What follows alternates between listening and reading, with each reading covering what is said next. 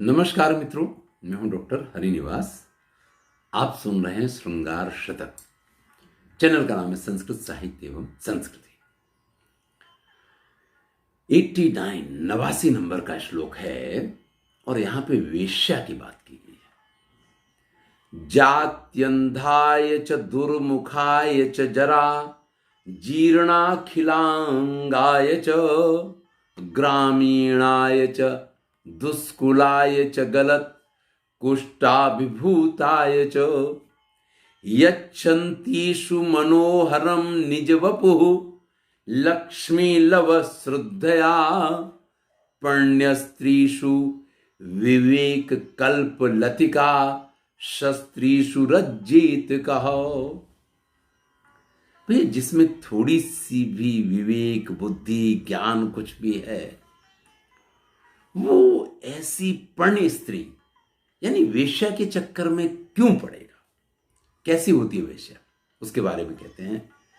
जो जाति से विहीन हो, अंध हो, दुर्मुख हो, जिसके चेहरे का कोई ठिकाना नहीं हो, वृद्धावस्था वाला हो, जिसके अंग प्रत्यंग में तरह तरह के रोग दिखाई दे रहे हो, जो ग्रामीण यानी अनपढ़ हो, मूर्ख हो, दुष्कुलाय जिसका पता है कि ये इतने निकृष्ट कुल में से आ रहा है, गलत कुष्ठाभिभूता है, अरे जिसके शरीर में कुष्ठ रोग की वजह से गलन उत्पन्न हो गई हो, ऐसे किसी भी व्यक्ति को यानी अच्छा बुरा छोटा बड़ा खरा खोटा कुछ जो नहीं देखती है, यच्छन्तीषु जो उसके पास आता है, मनोहरम जैसे कि वो बड़ा सुंदर हो, इस प्रकार से अपने सुंदर शरीर को वो उसके सामने प्रस्तुत कर देती है। क्यों? लक्ष्मी लवश्रद्धया, थोड़े से पैसों के लिए। तो भैया जो वेश्या थोड़े से पैसे प्राप्त करने के लिए गुण दुर्गुण खरा खोटा आधि व्याधि कुछ नहीं देखती है, ऐसी वेश्या से कौन प्रेम कर सकता है। अरे ऐसी वेश्या के चक्कर में नहीं पड़ना चाहिए।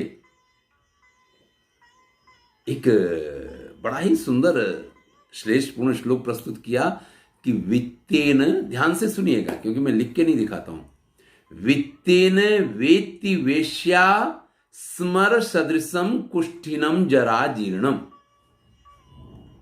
वित्तेन वेत्ति वेश्या स्मर सदृशम कुष्ठिनम जरा जीर्णम। वित्तम विनापि वेत्ति स्मर सदृशम कुष्ठिनम जरा जीर्णम।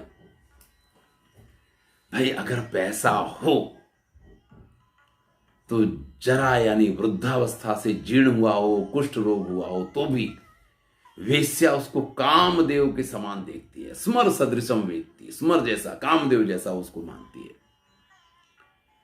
और भैया पैसा ना हो तो कामदेव को भी वो जैसे उसको कुष्ठ रोग हो गया हो या वो वृद्ध हो, जरा से जीर्ण हो, ऐसा देखती है।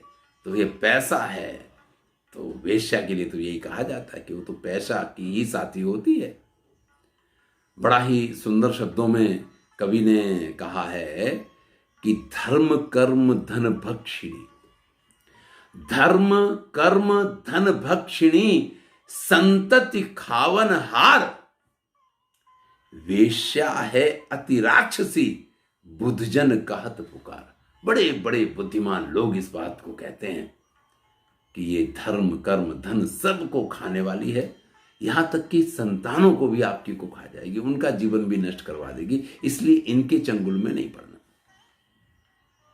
बड़ा ही सुंदर एक श्लोक है कि दर्शनात् हरति चित्तम।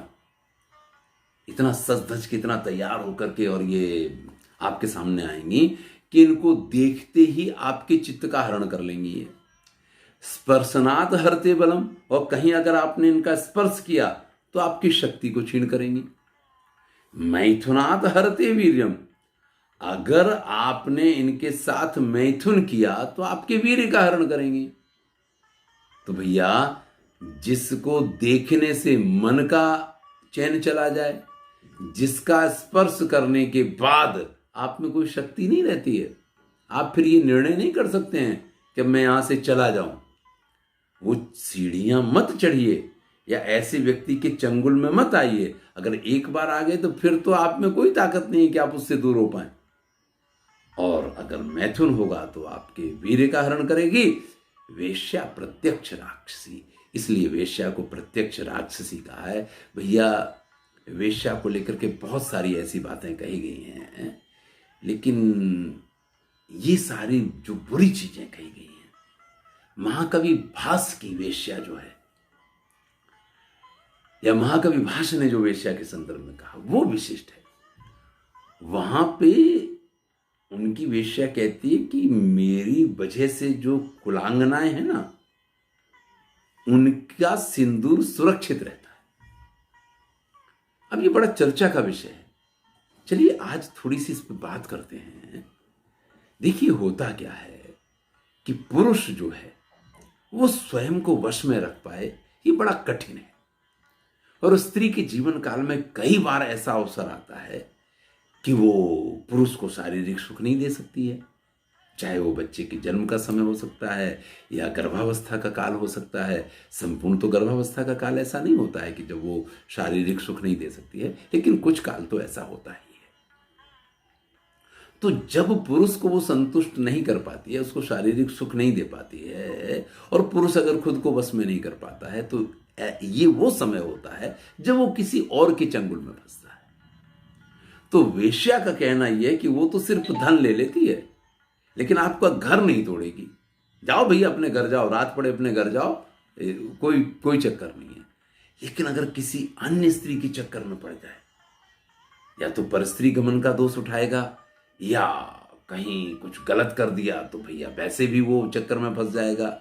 यहां कम से कम ये है कि आपको किसी प्रकार की समस्या नहीं होने देगी। वेश्या ऐसा करती है। तो नजरिया अपना अपना है। वास्तविकता यह है कि इनके चंगुल में ना पड़े तो ही अच्छा है, क्योंकि सभी वेश्याएं वसंत सेना नहीं हुआ करती हैं जो भास की नायिका है। बचपन से एक भजन है, तो छंद है, लेकिन भजन के रूप में इसको सुना है या सुनाया गया है या कई जगह पे। जब पूर्ण पाप के भांडे थे, जब पूर्ण पाप के भांडे थे, भगवंत कथा ना रुचे जिनको। आजकल बहुत ये चलता है, लोगों को ईश्वर की कथा अच्छी नहीं लगती है, लोगों को इस प्रकार के प्रसंग सुनने में कोई आनंद नहीं आता है, उनको आनंद कहीं और ही आता है। ऐसे लोगों के लिए जो नृत्य वगैरह देखते हैं, या जो उस समय पे गणिकाओं के कोठे पे जाया करते थे या अपने यहाँ गणिकाओं को बुलाया करते थे, उसको लेकर के ये एक छंद है कि जब पूर्ण पाप के भांडे थे, भगवंत कथा न रुचि जिनको, तिन गणिका नारी बुलाए लई, तिन गणिका नारी बुलाए लई, नचबावत हैं दिन को रत को।